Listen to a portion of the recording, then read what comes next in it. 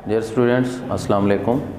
आज हमारा second year biology का जो टेस्ट हुआ है सेकेंड टाइम, तो उसमें देखें फर्स्ट जो MCQs है वो क्या है। If plants are grown without light and extremely long without chlorophyll, कि अगर पौधे लाइट के बगैर और क्लोरोफिल के बगैर लंबे हो जाते हैं तो इस प्रोसेस को हम क्या नाम देते हैं। पहला है ए ऑप्शन क्लोरोसिस, दूसरा है एट्यूलेशन, सी पे है कैलस और डी पे है गॉल्स। तो जो इसका करेक्ट आंसर होगा वो एट्यूलेशन होगा, क्योंकि बग़ैर क्लोरोफिल के और बग़ैर लाइट के ये प्लांट्स जो होते हैं एक्सट्रीमली लॉन्ग लिमिट तक पहुंच जाते हैं।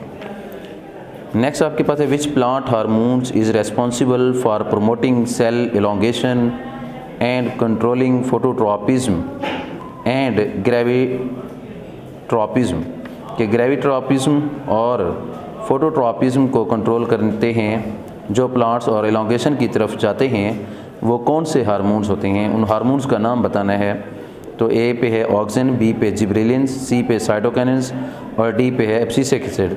तो ए ऑप्शन करेक्ट होगा ऑक्सिन। नेक्स्ट है प्रिवेंट्स प्रीमेच्योर फ्रूट ड्रॉप, इसे हम सेलेक्टिव वीड किलर्स भी कहते हैं। तो ये आपके पास 2,4-D होता है। इसमें लिखा हुआ है ए जिब्रेलिन्स, बी पे है NAA, सी पे लिखा हुआ है करेक्ट आंसर 2,4-D और डी पे लिखा हुआ है NAA एंड साइटोकाइनेंस। तो सी इसका करेक्ट आंसर होगा 2,4-D। नेक्स्ट आपके पास है विच part of brain is associated with memory formation, के मेमोरी फॉर्मेशन के लिए ब्रेन का कौन सा हिस्सा जुड़ा हुआ होता है। वो एमिगडाइला है, थैलामस है, सी पे है हाइपोथैलेमस और डी पे है हिप्पोकैम्पस। तो वो आपके पास हिप्पोकैम्पस होता है, डी ऑप्शन करेक्ट होगा। नेक्स्ट MCQs है the detection of vibration of sound bye terrestrial vertebrates is probably achieved by dash in joints, के जॉइंट्स के अंदर जब हम वाइब्रेशन या आवाज़ को काउंट कर रहे होते हैं तो वो कौन कंट्रोल करता है या कौन उसके बारे में बताता है। तो वो आपके पास होते हैं रिसेप्टर्स, क्योंकि स्टिमुलाई कोई भी होगा उसे डिटेक्ट करने के लिए क्या होते हैं, रिसेप्टर्स होते हैं। ये स्टिमुलाई को डिटेक्ट कर रहे होते हैं तो हम इन्हें रिसेप्टर्स कहेंगे। What is the primary function of cytokinins in plants, के साइटोकाइनेंस का फंक्शन बताएं। प्राइमरी जो फंक्शन है प्लांट्स के अंदर वो क्या होता है। साइटोकाइनेंस क्या है आपके पास, हार्मोन्स का नाम है। ये क्या करते हैं, stimulate the cell division, cell division को स्टिमुलेट करते होते हैं। तो इसका करेक्ट आंसर सी होगा। मसल एंड ग्लैंड्स और कॉल्डेस, मसल और ग्लैंड्स को हम इफेक्टर्स कहते होते हैं, क्योंकि ये स्टिमुलाई जो मिलते हैं इन्हें उन्हें क्या करते हैं, रेस्पॉन्स करते होते हैं। तो इन्हें क्या कहेंगे, इफेक्टर। ए ऑप्शन जो होगा वो करेक्ट होगा। Which part of brain is primarily responsible for regulating vital function such as breathing and heart rate, कि हार्ट रेट है आपके पास या ब्रीथिंग है, ये अहम फंक्शन है। इन्हें कंट्रोल करने के लिए ब्रेन का कौन सा हिस्सा इन्वॉल्व होता है। तो ये आपके पास सी है मेडुला ऑब्लोंगेटा। इन केस में मेडुला ऑब्लोंगेटा जो है वो इन्वॉल्व होगा, सी ऑप्शन करेक्ट होगा। Nissl granules which are a group of ribosomes, अब नीजल ग्रैन्यूल्स आपके पास क्या हैं, ग्रुप ऑफ राइबोसोम्स हैं।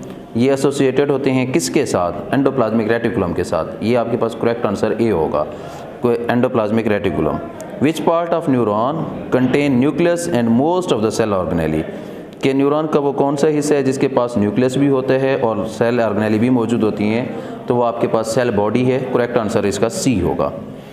विच ions play a critical role in generation and transmission of nerve impulse, के नर्व इम्पल्स को मुंतकिल करने के लिए या उसको पैदा करने के लिए कौन से आइंस इन्वॉल्व होते हैं। सोडियम एंड क्लोराइड आइंस ए पे, बी पे है पोटाशियम एंड कैल्शियम आइंस, सी पे है सोडियम एंड पोटाशियम आइंस। तो करेक्ट आंसर इसका क्या होगा, सी, सोडियम और पोटाशियम आइंस इन्वॉल्व होते हैं। Normal speed of nerve impulse in humans, अब नॉर्मल स्पीड बतानी है नर्व इम्पल्स की, वो कितनी होती है, वो 100 मीटर पर सेकंड होती है। तो ए करेक्ट आंसर है इसका।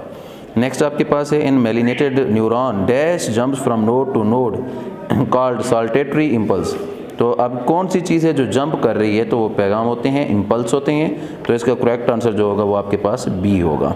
Half of the nervous system in animals by dash, अब एनिमल्स के अंदर जो नर्वस सिस्टम होते हैं आधे से ज़्यादा बने के वो किसका बना हुआ होता है, they are made up of neuroglial cells, वो किसके बने होते हैं, न्यूरोग्लियल सेल्स के बने होते हैं।